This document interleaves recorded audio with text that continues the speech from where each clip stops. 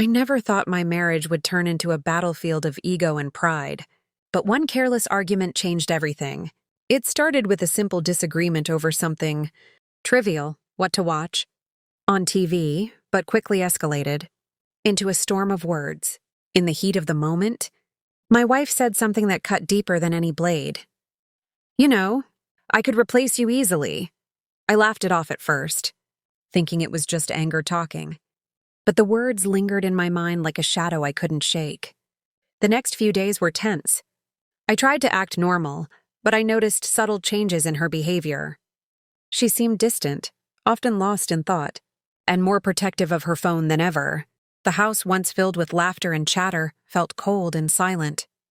I began to wonder if her words had been more than just a joke, if she was already imagining life without me. A week passed, and I couldn't help but notice her attempts to act casual. She would smile, but it didn't reach her eyes. She would initiate small conversations, but they felt forced, almost rehearsed.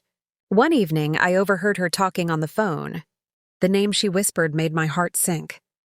My wife, the woman I had trusted completely, was seeing someone else. Betrayal, sharp and immediate, coursed through me, but I decided to confront her calmly the next day. When I confronted her, she didn't deny it. Instead, she tried to justify her actions, saying she was lonely and felt unappreciated. Her words, meant to explain, only fueled my anger. How could someone so close to me think that replacing me was an option? I left the house that night to clear my mind, feeling like the foundation of my life had cracked beneath me. But something strange happened over the next few days. The new excitement she had sought seemed to vanish as quickly as it had appeared.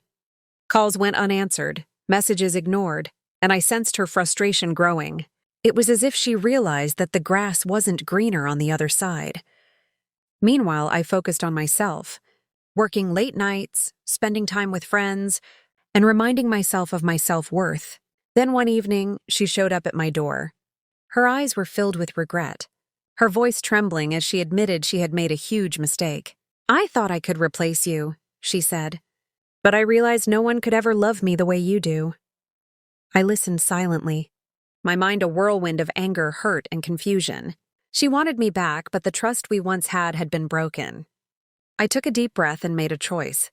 I told her that forgiveness was possible, but things could never go back to how they were overnight.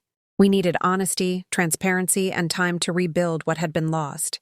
Her tears fell freely, but so did a sense of clarity for me. This wasn't just about her mistake, it was about the strength it took to move forward, together or apart.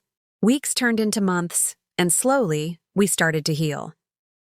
The tension in the house faded, replaced by conversations and laughter that felt real again. Trust wasn't restored overnight, but every small step mattered. I realized that love wasn't about never being hurt. It was about choosing to stay, to forgive, and to grow despite the pain.